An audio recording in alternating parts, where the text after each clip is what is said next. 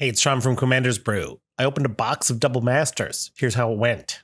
If you want to watch the opening live, go check the live feed that YouTube holds here. Plan was to open a box of Double Masters, courtesy of the Wizard's Tower, and make a Commander deck out of it. And I think it's pretty cool.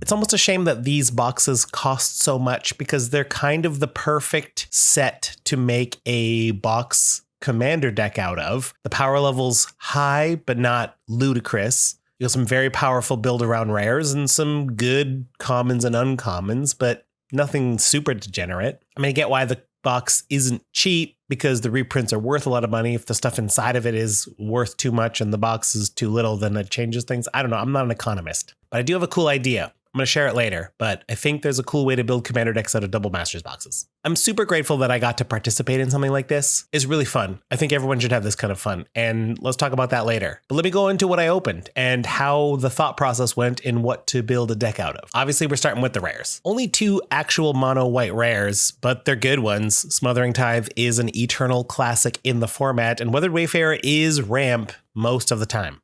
Talrand's fine, Mana Drain's incredible. As Foretold, excellent card to kind of build around or just get some sort of inevitability. Works great with draw spells. Speaking of draw spells, Pull from Tomorrow. Gifts Ungiven is actually banned in our format, but if you're doing like an open a box and use the box, do you want to say that's a rule 0 thing? Is Gifts Ungiven allowed in this kind of experiment? I don't know. Black cards give us Necrotic Ooze, Una's Prowler, Gravecrawler, Damnation. That's kind of the highlight. If I run black, Damnation for sure goes in. Red is a little less impressive. Seasoned Pyromancer, Twin Flame, Abbot of Carol Keep. These are fine cards. They're pretty good in decks that want to use them, but hard to really support things. I mean, Abbot of Carol Keep's just a little bit of card advantage in red. Let's talk about the colorless cards. These will go in almost any deck. No matter which way we go, we're going to use these, I think. Conqueror's Flail, Sensei's Divining Top, Cavern of Souls. Fine cards. And then Kozilek, Butcher of Truth, very exciting open in my opinion. Impossible to build a Commander deck from a box in a triple colored set. So I won't be building a Kozilek deck, but Kozilek's probably in no matter what we do. And as I mentioned, Double Masters is sort of a multicolored set. There's a lot of 2-colored synergies and a lot of 3-color synergies as well. So there's a boatload of legendaries. Let's go through them. I'm not going to talk about all of these multicolored legendaries and what they do and what they're good for, but I'm just going to kind of have them go across the screen as I talk about the philosophy behind them. There's so many eligible commanders in this set that you might want to say to yourself, well, why don't we just build the whole deck from the box, including commander? I love that idea, but what if you just don't get a commander of the colors you want to use? That would be a real shame. Do you want to open it up and say that it's fair to use any legendary that came in the set as your commander? Do you want to open it up and say you can use any legendary ever made to be your commander if that makes the deck work? It's up to you. I don't hate any of these ideas. And I'm going to separate out the non-legendary multicolored cards just to see what kinds of decks those would go into. Notably, I've got a couple of killer removal spells here in Anguished Unmaking an Assassin's Trophy. And other than that, just some fun cards that would go in if I'm in those colors, but I'm not seeing much that I really want to build around. I mean, maybe Villainous Wealth. That's a card. I just love that card so much. I've got a Sidisi, so it could work. And finally, I got some Lieges. These just make the decks better of those colors. So you probably already noticed, I've got a killer Elsha deck brewing here.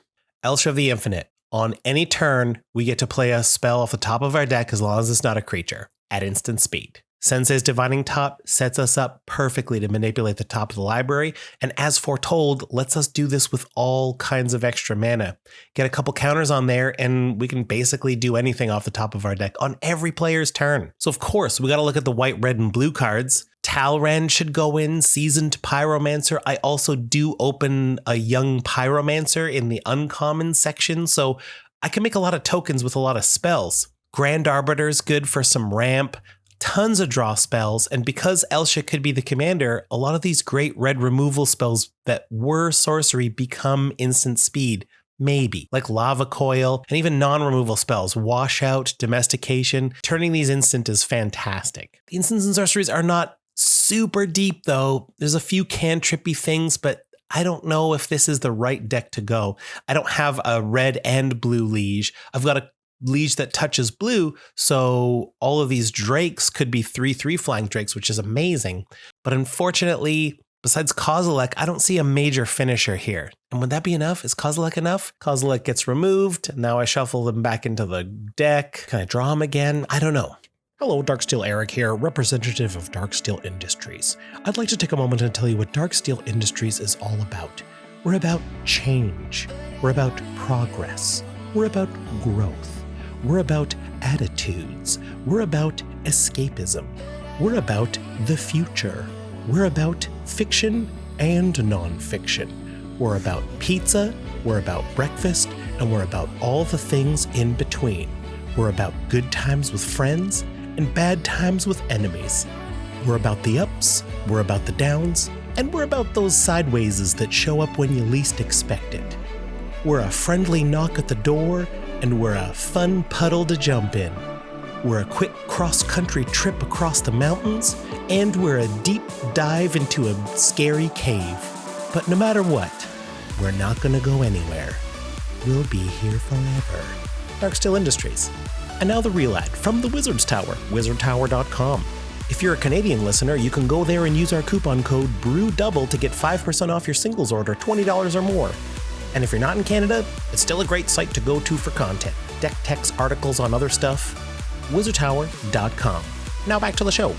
But I think it's pretty obvious based on the rares that open that this has to be an Abzan deck. I mean, Abzan Ascendancy is in there too. I mean, just look at the ramp I've got.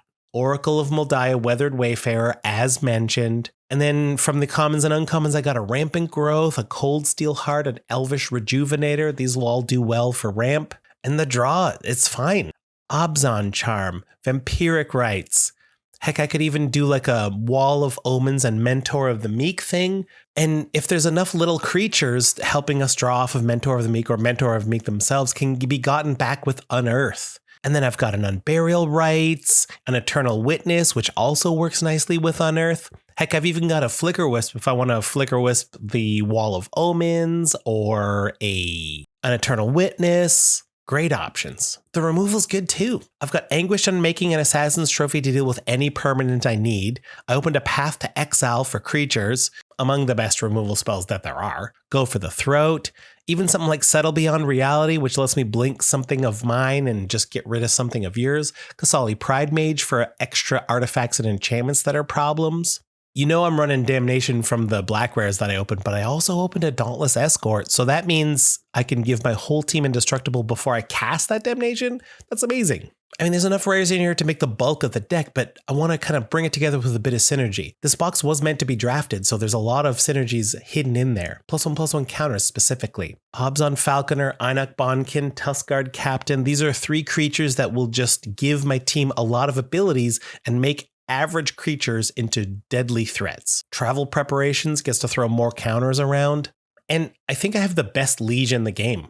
Creekwood Liege. It helps for the black and the green creatures, but in particular, it makes a 3/3 every turn because that worm token is black and green. You want to talk finishers? I've got a Impervious Great Worm. The only way I can see to give this thing trample is with a Tuskguard Captain. If I'm able to give this trample, that's my finisher. There's even stuff to protect your strategy. Dragonlord Dromoka makes it so opponents can't cast spells on my turn. This is really similar to the Conqueror's Flail. I've got a God's Willing as an instant to stop one targeted removal piece. Darksteel Plate to make the commander indestructible if I wanted. I mean, speaking of which, who's the commander? So here's the part where we got to really look. I didn't open an Abzan commander. So if we're going to be the strictest of rules, it's got to be an Elsha deck, I suppose. It doesn't seem like fun. I think the most fun would be to bring an Abzan commander from outside of the pool. That's going to be Teneb the Harvester, which incidentally is also in Double Masters. You don't have to reach outside of this set. It's what makes this box set so cool. Got some reanimation going to get some cool creatures back yet again. I think this deck is really fun. And that's kind of what I was hinting at earlier, that this seems like a really fun commander deck that I would be willing to play. I would sleeve this up and bring it to the table, and I think I'd have a lot of fun.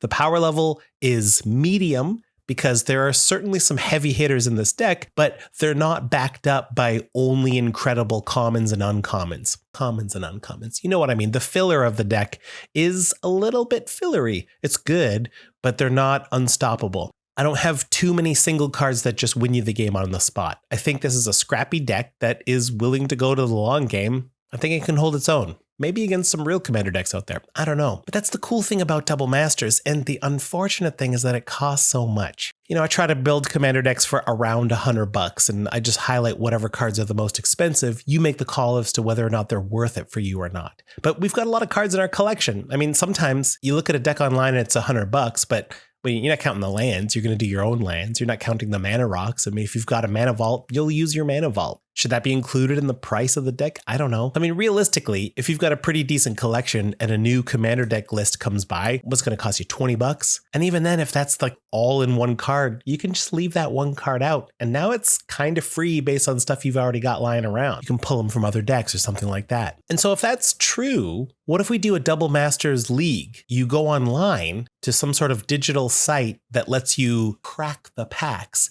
open a box worth of cards, make that your list of cards, your card pool, and just build a deck that way. And if you get like an Imperial Seal and you don't actually have that in your collection, because I mean, really, who has one of those? Just proxy it or something. I recommend it. And if anyone knows a cool website to let me open a whole box of Double Masters and get the card list in text format of some sort, let me know. That would be very helpful. And so yeah, as an exercise, I think everyone should do this. It's really fun. And make the extra rule where you can use any legendary that was eligible from Double Masters, but maybe you didn't open it. Or maybe any commander that there ever was. I don't know. That's okay too. It was a cool experiment. And thanks to the Wizard Tower for giving me that box of Double Masters.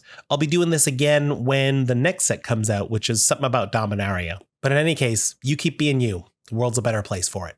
See ya.